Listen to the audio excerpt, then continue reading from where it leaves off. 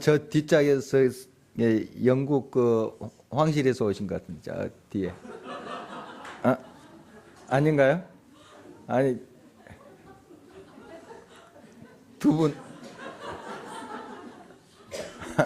아니세요? 나는 영국 황실에서 오신 줄 알았어요. 예.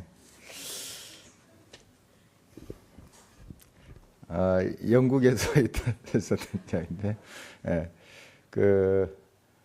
영국 남서부의 리아비에서 있었던 일 제가 언젠가 좀 이야기한 적 같습니다. 예. 거기에 또 있었던 이야기인데요. 크리스마스 시즌에 한 2박 3일 머물렀습니다. 근데 진짜 시골이더라고요. 그 바닷가인데 옛날 성입니다. 성을 이제 그 수도원에 기부한 거예요. 그래서 수도원이 된 거죠. 수도원인데 이제 수도사들만 이렇게 수련한 것이 아니고 일반 복을 입고 거기서 이제 가축도 키우고 농사도 짓고 이렇게 수도하는. 물론 이제 강론 시간도 있고 배우는 시간도 있습니다. 기도 시간도 있고. 하지만 그렇게 노동을 하면서 이제 수련하는 그런 것이고요. 또 거기에서 며칠 동안 묵으면서 이렇게 조용히 쉬는 그런 것도 이제 필요하죠. 리트리트 하는데 그 피정이라고 합니다.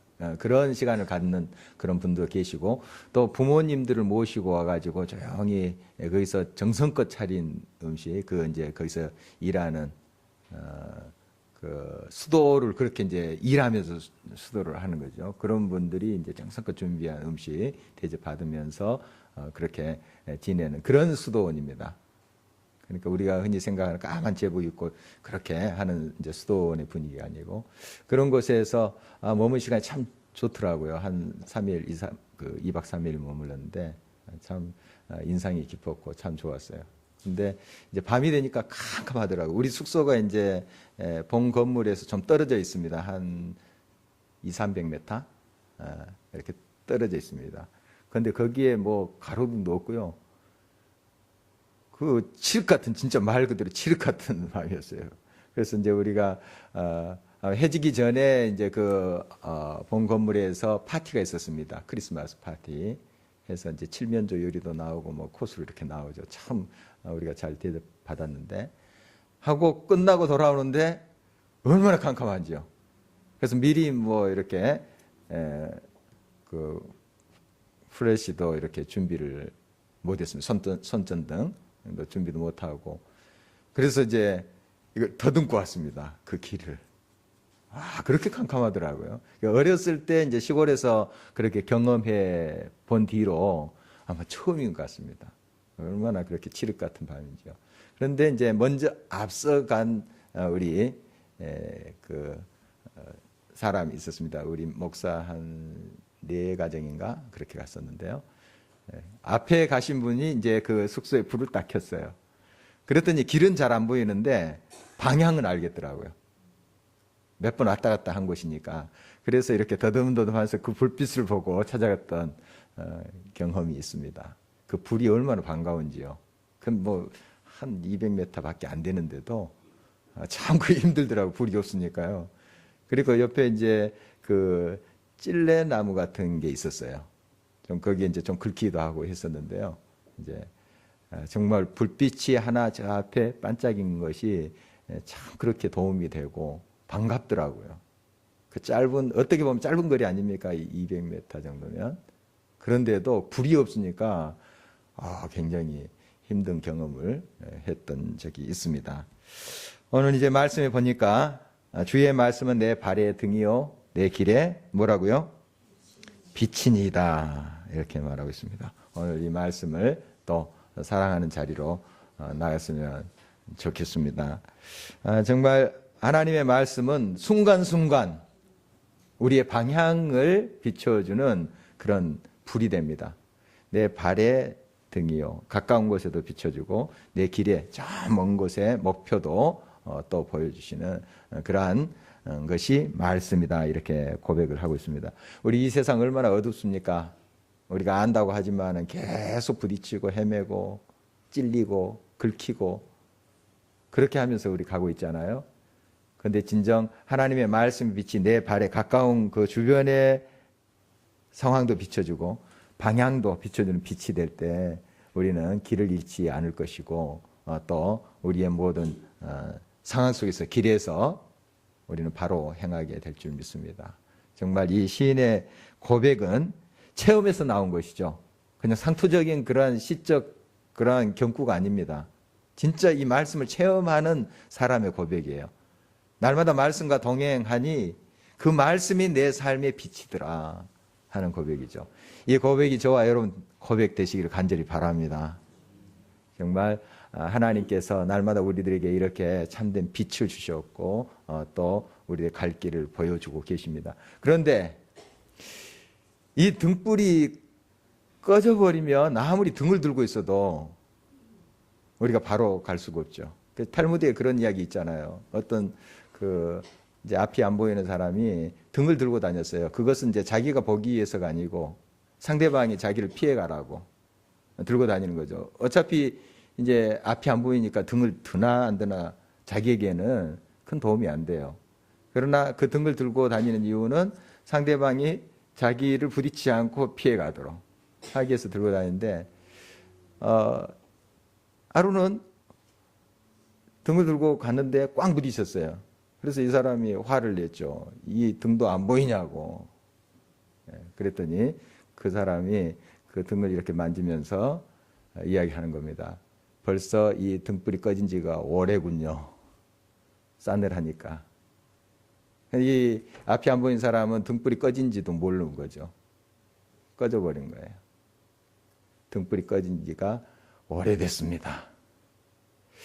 우리가 이 세상을 또 비추는 빛이라고 우리 주님께서 말씀하시면 너희는 세상의 빛이라 이렇게 말씀하셨는데 우리의 지금 빛은 계속 이 어두운 세상을 비추고 있는지 또 생각해 볼 일입니다. 우리가 말씀으로 항상 충만하지 않으면 빛은 없는 겁니다. 말씀이 빛인데 이 말씀을 채우지 않고 어떻게 빛을 냅니까? 하나님 빛 앞에 서지 않고 어떻게 우리가 빛이 돼요? 스스로 아무리 갈고 닦아도 빛이 될 수가 없는 존재들입니다. 우리가 빛 앞에 설 때 정말 하나님의 말씀을 날마다 우리의 삶 속에 채울 때 우리의 삶 속에 그 빛이 드러나죠. 그 빛이 날마다 이 땅의 어둠을 물러가게 하는 것이죠. 그런데 이 말씀이 없으면 우리는 참된 빛의 역할을 할 수 없습니다. 날마다 우리가 하나님의 말씀은 우리 빛이다, 또 우리의 길을 잃지 않게 하는 그러한 등불이다 이렇게 고백을 하면서도 이 말씀을 우리가 더 가까이 하지 않고 사랑하지 않는다면 우리 그 고백은 그냥 헛된 고백일 뿐이죠. 그냥 피상적인 그런 고백일 뿐이죠. 우리가 진정 하나님의 말씀을 더 사랑하고 이 말씀을 담음으로 우리의 삶 속에 그 말씀의 빛이 또 세상에 많은 사람이 비춰지는 아름다운 역사가 있기를 바랍니다. 그래서 그들도 길을 바로 찾게 만들고 이렇게 하는 역할이 우리의 또 사명이라고 볼 수가 있겠습니다. 그래서 이 하나님의 말씀 앞에 가까이 가는 것은 그냥 생각만으로 되는 것이 아닙니다. 결단이 있어야 돼요. 결단이 있어야 돼요. 아까도 이제 우리 한 장로님께서 같이 식사하면서 그런 말씀을 하셨어요. 체중 조절에 대한 말씀을 하셨는데 정말 각오하면서 큰 각오하면서 하지 않으면 이게 어렵다. 이제 본인의 경험을 이야기하시면서 그런 이야기를 하셨습니다. 정말 각오하면서 큰 결단을 하면서 하지 않으면 이건 생각으로 그쳐버릴 때가 많다. 여러분 아시죠? 어떤 습관을 고친다거나 또 체중을 조절하는 그런 일들 거기에 한 번씩 시도해 본 사람은 공감이 갈 거예요. 그냥 생각 가지고 안 됩니다. 내가 이렇게 해야지 생각 가지고 안 되고 진짜 큰 결단을 해야 됩니다. 결단하고 굉장한 각오로 임하면 그래도 어느 정도 효과를 볼 수가 있죠. 우리가 말씀 앞에 가까이 가는 것도 그래요. 말씀 사모해야지 사랑해야지 생각만으로 되는 게 아닙니다. 결단해야 돼요. 그리고 그 자리에 가서 그것이 습관화 돼야 됩니다. 습관이 될 때는 이제 훨씬 쉬워요. 습관이 될 때 말씀을 늘 찾게 되고 말씀을 사모하게 되고 가까이 하게 되고 이 습관을 들이기가 사실 쉽지 않잖아요. 여러분 이 좋은 습관을 들여야 됩니다. 정말 세상의 그 어떤 습관보다도 물론 체중 조절하는 것도 참 귀합니다. 여러분 건강 관리하는 것도 참 귀하고 그것을 위해서 큰 결단하는 거 참 귀한 일이에요. 그러나 무엇보다 제일 중요한 결단 말씀 앞에 나아가는 겁니다. 그래서 106절 이렇게 시인 고백하고 있습니다. 함께 읽겠습니다. 주의 의로운 규례들을 지키기로 맹세하고 굳게 정하였나이다. 맹세까지 했대요. 굳게 마음을 정했대요. 여러분 때로는 선포할 수 있어야 됩니다. 나 하나님의 말씀을 사랑하리라. 또 이 시간을 지키리라. 이렇게 선포하는. 여러분 자신에게도 선포하고 여러분 같이 기도해 주시는 분들 서로 그런 분들에게 고백하세요. 그러면 그 고백을 내가 좀 지키려고 해요. 그 고백이 이제 공치사가 돼서는 안 되지만 정말 고백한 대로 내가 하리라 하는 결단을 가지고 이렇게 나아갈 수가 있죠. 굳게 정하였나이다. 결심한 것이죠. 그래서 이제 계속 그 시인의 결심이 나옵니다. 112절 계속 보도록 하겠습니다. 같이 읽겠습니다. 내가 주의 율례들을 영원히 행하려고 내 마음을 기울였나이다. 마음을 거기다 기울였다. 그러니까 생각만이 아니고 진짜 결심하면서 결단하면서 이 말씀을 사모하는 자리에 나가는 시인의 모습을 보게 됩니다. 여러분 그래서 이제 오늘 또 이 자리에 오신 것이지 않습니까? 또 여러분들이 날마다 묵상하고 또 때로는 이제 새벽 제단 지키고 하는 것도 그 결심이 쉬운 일이 아니죠. 말씀을 듣고 말씀을 가까이 하는 그 자리에 오는 것은 결단이 필요합니다. 결심이 필요해요. 그래서 그것이 습관이 돼야 됩니다. 습관이. 그러면은 훨씬 여러분들에게 이제 더 말씀을 가까이 하는 그 자리에 나가는 게 이제 수월하게 되겠죠. 시인은 정말 주의 말씀이 내 삶의 길을 잃지 않는 그런 그 역할을 하는 말씀이고 내 삶의 또 목표를 항상 보여주는 것이기 때문에 이 말씀을 내가 묵상하고 가까이 하는데 결심하면서 결단하면서 맹세하면서 늘 가까이 가겠다. 이게 너무 귀하니까 이럴 가치가 있는 것이죠. 이런 결단을 하고 이렇게 작정할 가치가 있는 것이죠. 여러분 날마다 이런 이제 마음의 결단과 각오로 주님의 말씀을 더 가까이 하시기 바랍니다. 계속 이 시편 119편 말씀을 보면은 그 이 시인의 배경이 지금 환경이 어려워요. 굉장히 힘듭니다. 고난 이야기 많이 하잖아요. 쭉 말씀을 이야기하면서도 계속 나오는 게 고난의 주제예요. 고난의 주제. 그러니까 이 고난 속에 인생의 여러 가지 그 어려운 그 환경 속에서 길을 잃지 않고 바로 중심을 잡고 나갈 수 있는 것은 이 말씀이다 하는 것을 계속 고백하고 있는 것이죠. 107절 계속 읽어봅니다. 나의 고난이 매우 심하오니 여호와여 주의 말씀대로 나를 살아나게 하소서. 그러니까 말씀을 늘 묵상 가까이 하면 그 말씀이 자기의 약속이 돼요.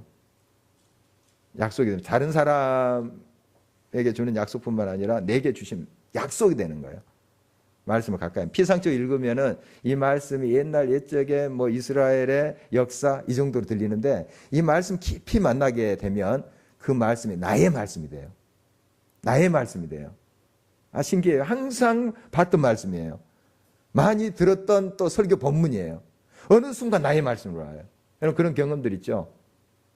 그냥 피상적으로 흘러보냈던 말씀인데 그렇게 막 달달 외우고 했던 말씀인데 어느 순간 나의 말씀으로 오거든요. 그런 거죠. 말씀을 가까이 할 때 그런 역사가 일어나요. 그냥 한두 번 이렇게 말씀을 스쳐가면서 그렇게 하나님의 그 나의 말씀으로 들리는 역사는 참 희귀합니다. 그런데 정말 말씀을 가까이 하면 할수록 이 말씀을 또한 날마다 정말 사랑하면서 사슴이 시냇을 찾듯이 찾는 사람은 이 말씀이 나의 말씀으로 와요. 나의 말씀. 그게 나의 약속이 된다고요, 이게. 나의 약속. 그래서 그 약속이 나의 것이 될 때 얼마나 놀라운 일이 내 삶 속에 일어나는지요. 정말 이 놀라운 말씀 아닙니까? 천지를 창조하신 말씀이고 이 말씀이 나의 말씀이라고 이렇게 여러분들이 느끼고 고백된다면 여러분 삶 속에 이 말씀의 큰 능력을 경험하게 되는 것이죠. 그래서 이 고난 속에서도 이걸 다 헤쳐갈 수 있었던 것은 주의 말씀이에요. 물론 고난 안 당하면 좋겠지만 고난이 있잖아요. 그렇지만 이 고난을 다 뛰어넘을 수 있는 그 방법이 이 말씀에 있다고 시인은 고백합니다. 체험적인 고백이에요. 여러분 그렇습니다. 이 어떤 고난보다 크신 이 말씀이 항상 우리들에게 주어졌다는 사실, 그리고 그 말씀이 나의 말씀이라는 사실 언제나 기억할 수 있어야 됩니다. 그래서 그 고난 속에서도 말씀 붙잡고 일어서는 시인의 모습 보게 됩니다. 주의 말씀대로 나를 살아나게 하소서. 주님 이렇게 약속하지 않았습니까? 주의 약속대로 내 삶을 변화시켜 주시고 합력해서 선을 이루어 주시고 역사해 주십시오. 우리 그렇게 기도할 수 있잖아요. 주의 말씀대로 나를 살아나게 하소서. 약속했지 않습니까? 이런 뜻이잖아요. 약속했지 않습니까? 그래서 하나님의 이 말씀이 나의 약속이 되면 얼마나 그 기도에 힘이 실리는지 몰라요. 주님 이렇게 말씀하지 않았습니까? 이게 나의 말씀이 돼서 그 약속의 말씀을 붙잡고 일어설 때는 그 앞에 어떤 고난도 다 굴복합니다. 그걸 넘을 수 있어요. 이 말씀의 능력이. 나의 의지, 결단, 한계가 있어요. 꺾입니다. 큰 파도 밑에서 정말 헤어날 수가 없어요. 그러나 하나님 말씀은 모든 문제를 뛰어넘습니다. 모든 것을 가능해요. 무에서 물을 창조하신 말씀이잖아요. 말씀 한마디로 홍해가 갈라지고 반석에서 물이 터져요. 그 풍랑이는 바다가 잔잔해져요. 말씀 한 말씀 하시니까. 그런 말씀이잖아요. 다른 말씀이 아니라. 이 말씀이 나의 말씀, 내게 주어진 말씀이라고 여러분 정말 깨닫는다면 사실이거든. 이게 우리가 그렇게 믿자 하는 것이 아니고 이건 우리에게 주신 말씀이 사실을 그냥 받아들이자는 거죠. 여러분 그렇게 말씀을 받아들여 보시면 정말 여러분이 어떤 상황 속에서도 일어서게 돼요. 살아납니다. 살아나요. 주의 약속대로 나를 살아나게 하소서. 여러분 어떤 환경에 있습니까? 어떤 처지에 있습니까? 주님 약속의 말씀을 꼭 붙잡으십시오. 일어나게 됩니다. 전에 한번 좀 소개해드렸던 후배 목사인데요. 권혁진 목사라고 이름까지 밝혀버렸네요. 어쨌든 후배 목사인데요. 참 그 청년 때 힘들어서 같이 철야기도 하고 했던 후배인데 금요일마다 우리는 모여서 철야했거든요. 그런데 거의 말 그대로 철야입니다. 밤새도록 기도해요. 그리고 이제 중간에 쉬는 시간이 있고 또 기도하고 뭐 새벽 기도 전까지 기도합니다. 그래서 새벽 기도 이제 참석하고 이렇게 오고 청년 때 그런 이제 그 후배인데 우리가 이제 여러 뭐 나라 민족을 위해서 기도하고 흩어져서 막 기도하고 뭐 하잖아요. 철야 기도하면 한 다음에 이제 서로를 위한 기도가 있습니다. 우리 교회도 이제 좀 그런 형식이 있는데 서로 이제 기도 제목 내놓고 한 명씩 중앙에 앉고 막 누르면서 기도하는 거 있잖아요. 그렇게 이제 할 때 꼭 그 후배는 기도 제목이 하나예요. 살 길을 보여주세요. 얼마나 힘든지 가정적으로도. 저희 아버님이 이제 사업을 하시다가 이제 부도가 났어요. 가족이 이렇게 흩어져 자기 형제하고도 따로 살아요. 그럴 정도로 가족이 이렇게 흩어졌어요. 그러니까 청년 시절 때 얼마나 고민 많겠어요. 고등학교 때부터 그랬어요. 이제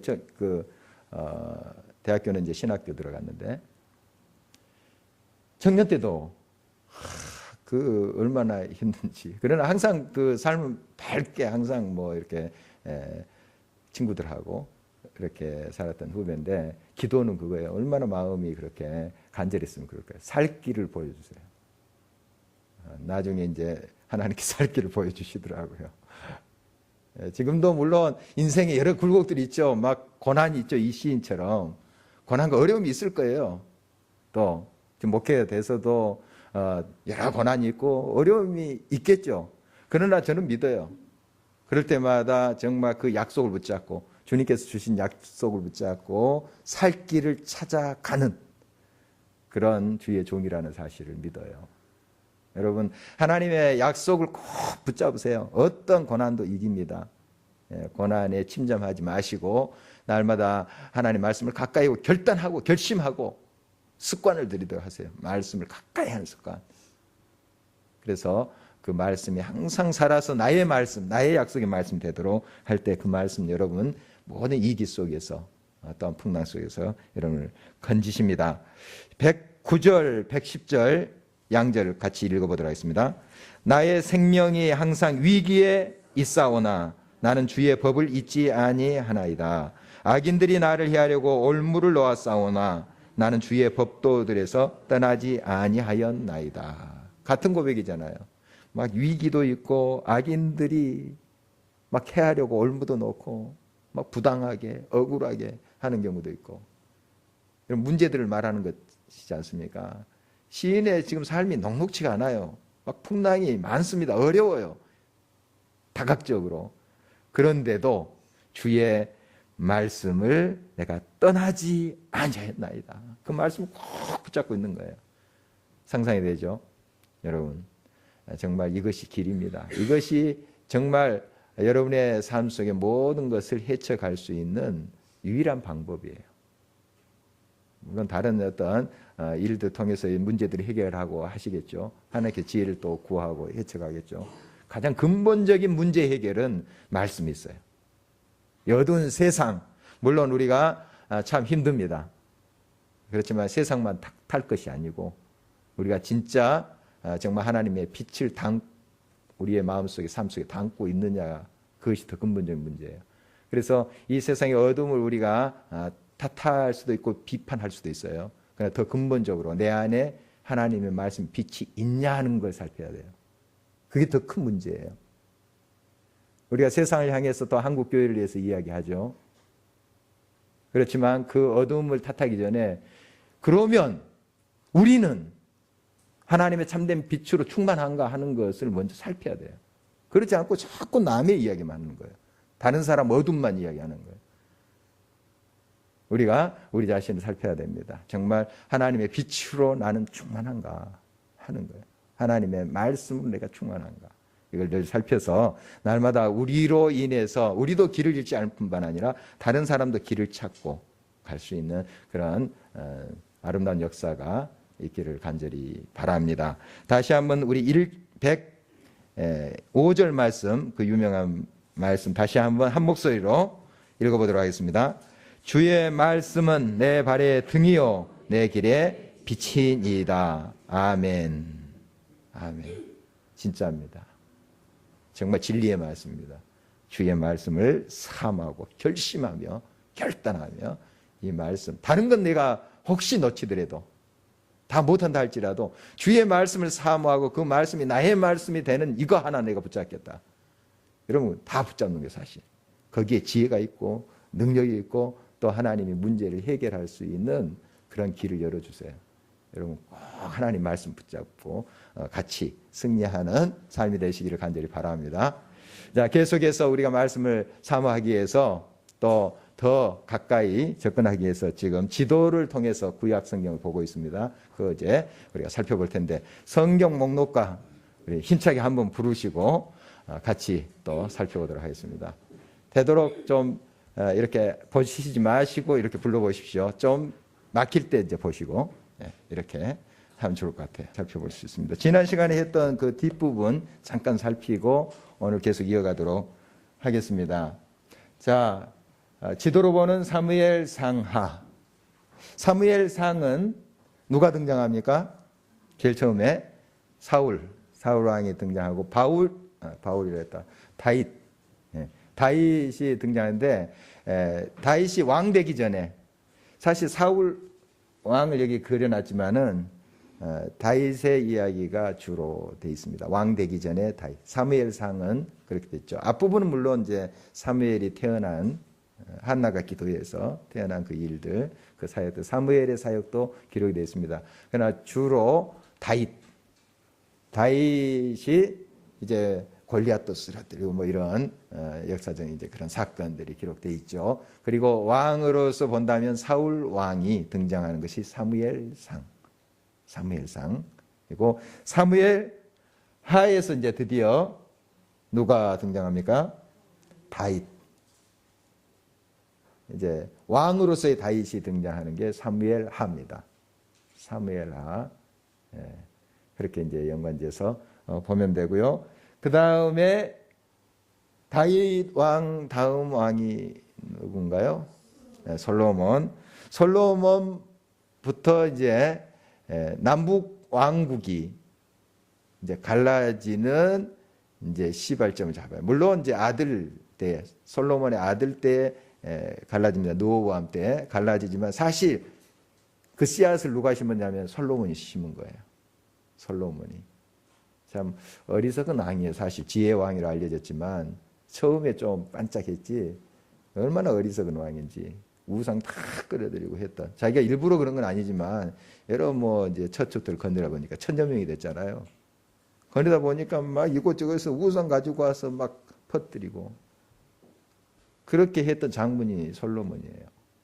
진짜 어리석은 왕인데 이제 죽기 전에 헛되고 헛되도다 하면서 얘기하고 돌아오긴 했지만 참 안타까운 인생입니다. 어떻든 다윗의 이제 기록이 사무엘 하고요. 그 다음에 11기 상은 방금 말씀드린 이제 솔로몬. 솔로몬부터 이제 쭉 이후에 남북으로 갈라져 버립니다. 나라가 남북으로 갈라져서 북쪽은 이스라엘 12지파 있었죠. 이스라엘 전체 12지파 10지파가 이렇게 떨어져 나가요. 그리고 이쪽 남쪽은 유다지파하고 베냐민 지파 좀 있고 몇몇 지파가 이제 섞이긴 해요. 사실 섞이긴 합니다. 이쪽에 있는 사람들 내려오기도 하고 합니다만은 일단 주된 지파는 유다 지파예요. 다윗의 지파, 유다 지파. 그래서 한 이제 10지파는 저 이쪽으로 이스라엘하고 한 2지파는 4지파는 이제 제사장 지파니까요. 이쪽 예루살렘이 이쪽에 있습니다. 유다 쪽에 있어서 여기에 성전이 있기 때문에 레위 사람들은 워낙에 이제 12지파에 흩어져서 살았어요. 레위 지파는. 그래서 각 지파에서 성들을 몇 개씩 줬어요. 그래서 흩어져서 거기에 이제 하나님께 예배드리고 하나님을 섬기고 하는 걸 관장했던 사람들이 레위 지파인데 이제 남북으로 갈라지다 보니까 예루살렘 성전이 예루살렘이 있잖아요. 그러니까 유다 쪽이 있어요. 유다 쪽에. 그래서 흩어졌던 사람들이 레위 사람들이 거의 이쪽으로 내려온 거예요. 유다 쪽으로. 물론 이제 그 계속 머물렀던 북쪽 이스라엘 머물렀던 레위 지파도 있고 레위 사람들도 있고 하지만 많은 부분이 레위 사람들은 유다 쪽으로 편입이 돼요. 이렇게 이제 남북 왕국이 된 겁니다. 그게 이제 11기 상하 여러 왕들이 이제 등장하는 그런 내용으로 기록되어 있는데 이제 남쪽 유다 왕이 이렇게 등장하고 기록이 그 다음에 이스라엘 왕 이렇게 교차로 이렇게 기록되어 있어요. 그리고 북쪽 이스라엘도 한 20여 왕이 등장하고 남쪽 유다도 20여 왕이 등장해요. 역사 속에. 이쪽은 빨리 망했다는 건 짧으니까 망하고 이쪽은 조금 더 갑니다만 역시 망해요. 우리가 알다시피 이스라엘은 어디에 망했나요? 어디에게? 아수르. 그다음에 유다는 바벨론에서 망합니다. 좀 길었던 것은 여기는 이제 다윗의 혈통이 쭉 이쪽으로 이어져 온 거예요. 그래서 쭉 다윗의 자손이 유다를 쭉 통치를 했습니다. 그런데 이제 북쪽은 자꾸 정변이 일어납니다. 그래서 한 지파가 쭉 왕이 아니라 구대딸 일으켜요. 칼로 치고 자기가 또 칼에 맞고 죽고 아주 피비린내 나는 역사가 더 있었던 것이 이스라엘 이쪽이에요. 우상이 더 창궐했고 우상이. 물론 남쪽에도 훌륭한 왕이 있었습니다만은 형편없는 왕들도 있어요. 보면 막 우상 섬기고 또 그래요. 하나님 매맞고 이렇게 하는 역사가 있습니다만은 비교하자면 그나마 유다는 예루살렘 성전 중심으로 다윗의 자손으로서 신앙을 지켜가려고 많은 예를 쓴 흔적은 보여요. 그런데 북쪽 이스라엘은 엉망진창입니다. 엉망진창이에요. 그래서 이제 예배도 많이 퇴색됐고 혼란스럽게 됐어요. 여러 이제 이방 예배 제사의 형식하고 막 섞이기도 하고 또 혈통도 섞였어요. 이쪽에. 이쪽 유다 지파는 그래도 혈통을 순수하게 지키려고 많이 노력했어요. 그러나 북쪽 이스라엘은 막 섞였어요. 이방 사람들하고. 그래서 이 사람들을 뭐라고 나중에 무슨 사람? 사마리아. 사마리아인들이 이 사람들이에요. 사마리아인. 예. 그러니까 이제 유다 지파에서는 우리가 정통성이 있다. 너희들하고 상종 안 한다. 이렇게 된 거죠. 역사적으로. 예. 왜 사마리아인이라 했냐면 이스라엘의 수도가 사마리아였어요. 사마리아. 그러니까 그냥 사마리아인 이렇게 부른 거예요. 북쪽 사람들 이런 뜻입니다. 북쪽 사람들. 그런 사람들 사마리아인을 했어요. 자, 이렇게 이제 열왕기 상하가 되고요. 예, 이제 열왕기 하는 방금 이제 끝부분에 보면은 이렇게 끌려가요. 예, 유다는 바벨론에서 멸망하고 얼마나 비참합니까? 그래서 이제 이 경로는 이렇게 지금 화살표는 되어 있습니다만 여긴 사막이에요. 그 당시 이쪽으로 갔다가는 거의 죽음을 면치 못합니다. 요즘이야 이제 길도 닦이고 뭐 했지만 그래서 이렇게 강을 따라서 갔을 거예요. 이게 초승달 지역이잖아요. 이렇게 강을 따라서 사람들이 살았고 그 당시에는 그래서 이렇게 이제 끌려갔을 것이다. 우리가 그렇게 보고 있습니다. 자, 지난 시간까지 우리가 살펴봤고요. 이제 역대 상하도 보면은 비슷한 내용들이 기록되어 있죠. 근데 지난번에 제가 설명드린 대로 역대 상하는 이스라엘 백성, 이제 정확히 말하면 유다 백성들이에요. 유다 백성들이 포로에서 돌아옵니다. 나중에 돌아와요. 돌아와서 다시 사무엘 상하, 열왕기 상하를 역사를 다시 씁니다. 다시 써요. 어떻게 쓰냐 하면은 이 유다 나라 왕 중심으로 써요. 이스라엘 왕은 등장하지 않아요. 그러니까 아까 열왕기 상하는 이스라엘 왕 등장하고 유다 왕 등장하고 교차로 이렇게 기록되어 있잖아요. 그런데 역대기 상하는 남쪽 유다 왕만 다윗의 가문만 기록되어 있어요. 북쪽 왕은 등장을 하지 않아요. 그 역사가 생략되어 있어요. 그래서 이제 유다 사람들이 이제 돌아와서 나라를 세울 때 역사를 세우고 그 다음에 더 중요한 것은 성전을 세워요. 성전. 신앙이 무너졌잖아요. 성전, 스룹바벨 성전을 세우고 그 다음에 역사를 다시 우리가 그동안 무너졌던 이 나라를 세우기 위해서는 정신을 새롭게 해야 되고 역사를 새롭게 우리가 다시 정말 신앙 고백적으로 써야 된다 하는 그런 생각을 가지고 썼던 것이 역대기 상하입니다. 역대기 상하. 자, 그것을 이제 우리가 지난번에 살펴봤습니다. 이제 역대상은 다윗의 이야기, 그러니까 사무엘 하부터 나오는 그런 다윗 왕의 역사를 기록되어 있고, 그 다음에 역대기 하는 이제 이스라엘 멸망도 언급합니다. 물론 언급하고 유다의 멸망 언급하는, 그러나 유다 왕의 역사를 기록한 겁니다. 이스라엘 왕 역사는 생략되고 그것을 볼 수가 있습니다. 자, 그 다음에 이제 등장하는 에스라, 느헤미야, 에스더인데요.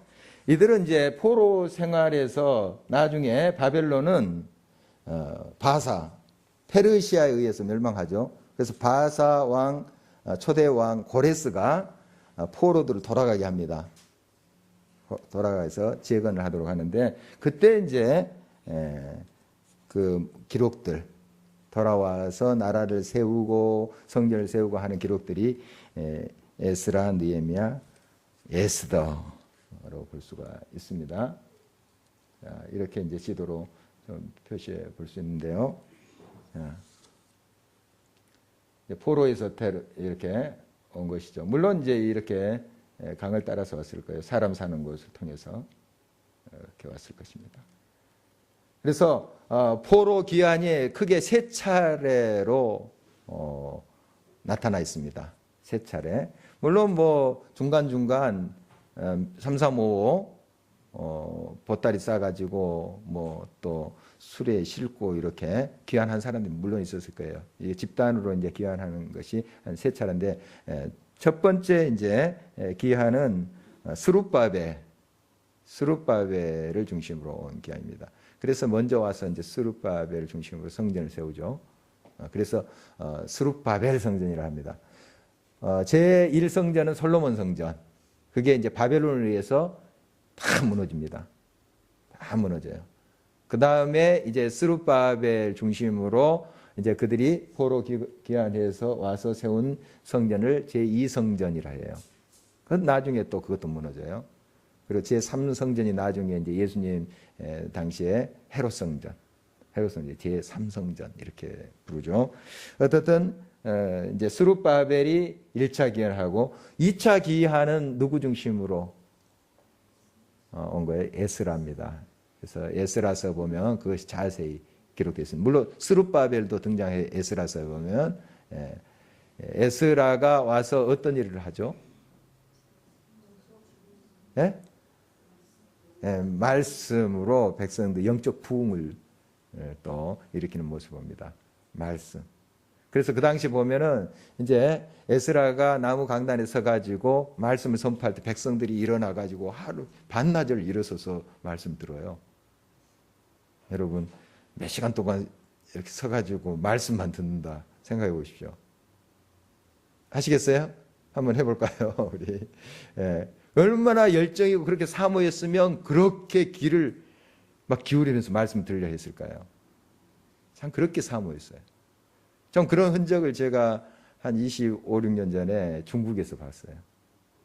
그때 1990년 초에 왔다 갔다 하면서 한 이야기 제가 몇 번 소개를 해드렸는데 얼마나 사모한지 몰라 진짜요. 그 한족들이 하죠. 중국 사람들. 한족들. 또 우리 조선족 물론이고 그 한족들 말을 안 통하는데 이제 통역 옆에서 이제 통역을 하면서 말씀 증거하는데 2시간도 모자라대요. 안 떠나는 거예요. 안 떠나는 거예요. 그 자리에서 막 하면서 얼마나 열정적인지요. 그 한족들, 중국 사람들이죠. 우리 조선족도 뭐 말할 것도 없고요. 정말 그 먼 곳에서 어떻게 그 알고 또 걸어오셨는지 막 걸어와요. 요즘이야 이제 조금 더 교통 상황도 좋고 환경도 많이 좋아졌습니다만은 참 대단하더라고요. 그냥 말씀 그 자체를 사모하는 거예요. 그냥 말씀. 그리고 에스라 당시에 이제 이 말씀을 선포하고 그것을 또 해석해주는, 설명해주는 사람도 있었어요. 성경 교사도 있었어요. 성경 흔적 이렇게 보면 여러 사람들 세워서 그 말씀이 이런 뜻이다 하고 이걸 또 해석해주고 가르치는 사람들도 세워서 하는 모습을 보게 됩니다. 이래서 말씀의 부흥 운동을 일으켰던 사람이 에스라. 그리고 세 번째 기환 누가 중심이 됐습니까? 느헤미야가 이제 중심이 돼서 뭘 합니까? 성벽. 예루살렘 성벽이 다 무너졌잖아요. 무너지고 또 막 문도 해파되고 불타고 엉망진창이죠. 그래서 와서 성벽을 예루살렘 성벽을 세우고 망대도 세우고 뭐 문도 다시 세우고 하는 그 역사를 볼 수 있습니다. 여러분 이제 그래서 에스라, 느헤미야, 그다음에 에스더는 같은 동시대의 이 페르시아 왕비였습니다. 그러니까 바벨론 멸망하고 페르시아, 바사, 성경에 바사로 되어 있죠. 바사의 왕비가 된 사람, 유태인으로서, 유대 민족으로서 왕비가 된 사람. 너무 유명하죠. 동시대 사람입니다. 에스라, 느헤미야, 에스더. 그러니까 이제 포로기가 끝나고 포로 이후, 그 포로라는 것은 바벨론 포로를 말합니다. 바벨론이 잡아갔잖아요. 유다 사람들하고 유다 사람들이 이제 페르시아에 의해서 귀환하고 그래서 나라를 다시 세우고 영적인 부흥 운동을 일으켰던 그 역사가 에스라, 느헤미야에 있어요. 그리고 동시대 에스더, 페르시아 왕비의 이야기도 거기에 포함되어 있는 것이죠.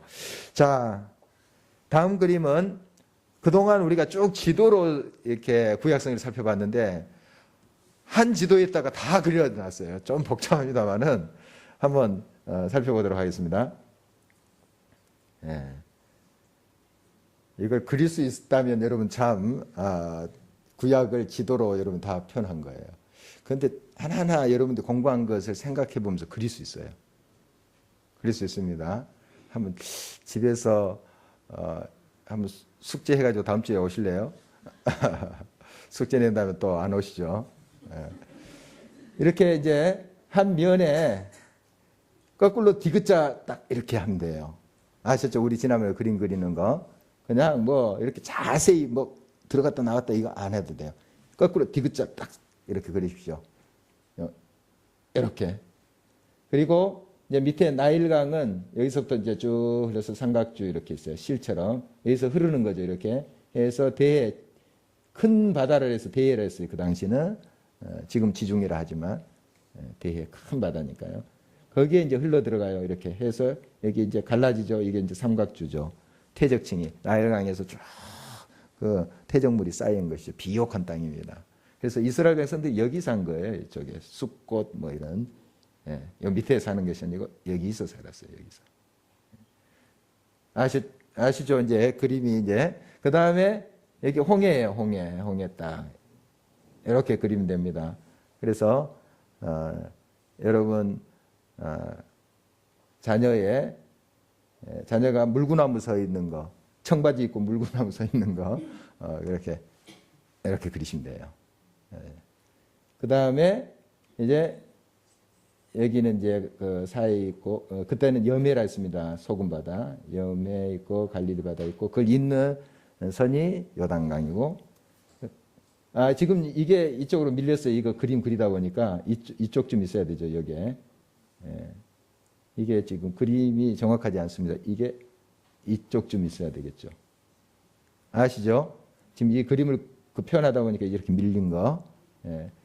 그래서 이렇게 염해는 소세지를 뭐 한 입 물었다가 이렇게 해놓은 형상, 길게 소세지 이렇게 한 입 물었어요. 그런 현상.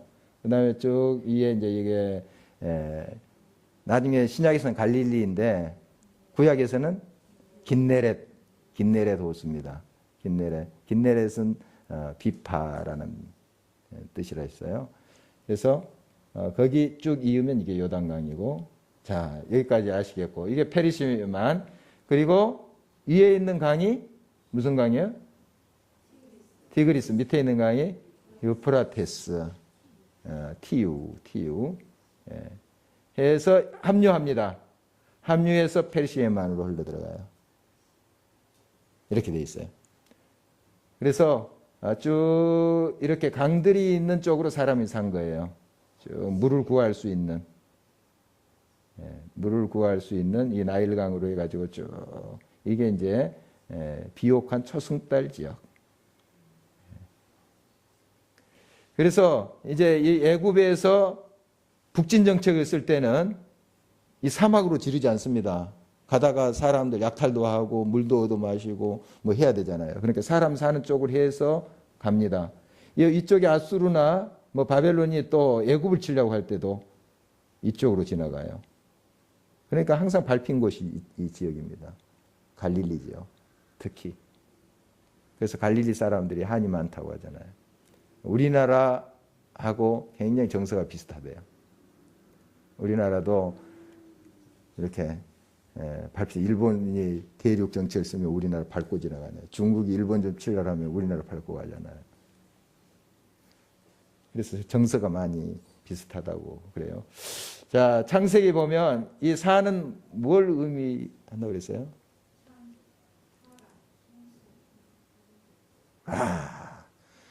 대단한 학생이에요. 예, 그렇죠. 그 창세기 1장부터 11장까지가 원역사랍니다. 원역사. 원역사인데 원역사를 이제 4개로 나눌 수 있어요. 이제 창조, 타락, 바벨톤 사건, 홍수, 바벨탑. 이 바벨탑 사건이 조금 발음이 그러네. 바벨탑 사건이 11장에 나오잖아요. 그리고 12장부터 족장이 나와요. 족장. 여러 사람들이 등장하지만 이제 큰 인물들 보면은 12장부터 50장까지 족장사라합니다. 족장 시대. 큰 인물, 이제 대표적인 인물이 4명이 나오죠. 누구죠? 아브라함, 이삭, 야곱, 요셉. 해서 이제 사로 표시한 거, 여러분 기억하시죠? 딱 이렇게. 그리고 이제 창세기는 빨간 게 이제 창세기예요. 창세기는 이제 갈대아 우르가 이 정도 있죠. 여기서 출발해서 하란으로 해가지고 이렇게 가나안 땅에서 애굽에도 잠깐 왔다가 또 가나안. 그게 이제 창세기예요. 창세기. 자, 이렇게 밑그림 이제 이렇게 강들 그려놓고 쫙 그릴 수 있죠, 여러분. 이게 창세기. 출애굽기 어디 됩니까? 이제 요셉 이후에 애굽에 가서 살죠. 살다가 여기서 400년 살다가 이제 모세를 필두로 해서 출애굽하죠. 이게 이제 출애굽입니다. 물론 이제 이후의 역사도 좀 나와 있어요.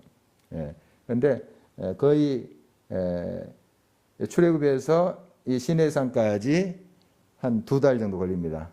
한 2달.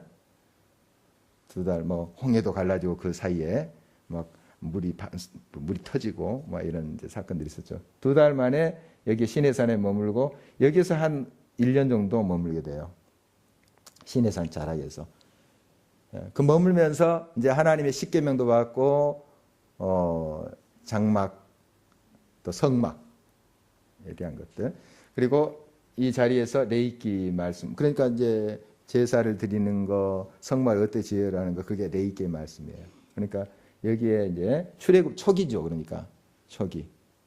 거의 몇 달, 출애굽에서 몇 달 사이에 일어났던 그 이야기가 이제 출애굽기예요. 출애굽기가 길지만 40장까지 있지만 그 몇 달 사이의 기록이에요. 몇 달 사이. 그 다음에 이제 레위기, 그 다음에 뭐예요? 민수기죠. 이 연두색이 민수기입니다. 민수기는 광야에서 40년 동안 이제 하나님 여기 가데스 바네아에서 바로 들어갈 수 있는데 바로 들어갈 수 있는데 그들이 하나님을 신뢰하지 못하고 막 울고불고 난리했잖아요. 10명의 정탐꾼 이야기 듣고. 그래서 하나님 불신한 나머지 하나님의 노여움을 샀죠.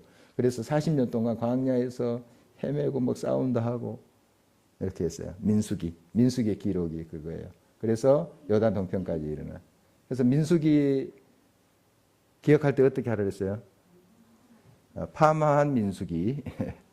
민수기가 파마했다 이렇게 기억하면 잊지 않을 겁니다. 꼬불꼬불 해서 쫙 이제 요단 동편까지 하는 거예요. 요단 동편까지. 그래서 여기에서 이제 끝에 조금 이제 색깔이 달라졌는데 이게 뭘까요? 신명기. 신명기는 신자는 다시라는 뜻입니다. 다시 하나님의 말씀을 이제 모세가 백성들에게 상기시키고 어떻게 너희들을 여호와께서 40년 동안 인도하셨는가 보라.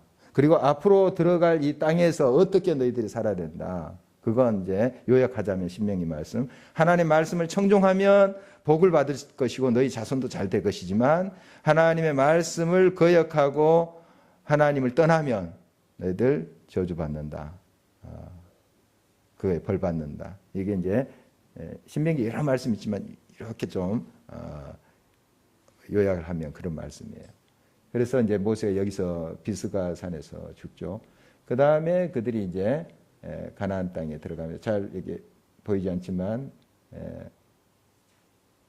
하늘색 해서 들어가서 가나안 정복하고 그 다음에 이 꼬불꼬불한 건 이제 사사시대 계속 뭐 하나님께 도움을 구했다가 하나님 구원해 주시면 또 타락했다가 또 하나님께 부르셨다 이렇게 계속 사이클 걸잖아요. 한 7번 정도 나오는데 그게 이제 신명기. 여기 이제 하트는 그 사사기 시대의 누세 이야기입니다. 누세. 사랑. 시어머니랑 사랑 보아스라는 또 그 예수님의 증조부죠. 증조부와 그런 사랑 이야기 기록되어 있습니다. 그래서 이제 사사 시대가 끝난 다음에 왕정이 시작하죠. 그래서 왕정이 쭉 시작한 아까 이렇게 화살표 나간 그런 모습입니다. 이게 역대상, 역대하. 그리고 이제 포로로 잡혀갔다가 나중에 에스라, 느헤미야에서 다시 돌아오는 귀환하는 그림이에요. 어느 정도 좀 그릴 수 있겠죠, 이제. 이렇게. 그게 구약 성경의 전체적인 그 그림이에요. 이 안에서 다 이루어지는 거잖아요. 거의가. 이 안에서.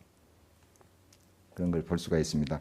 오늘 좀 여기까지 살펴보도록 하겠습니다. 자, 우리 함께 기도하도록 하겠습니다.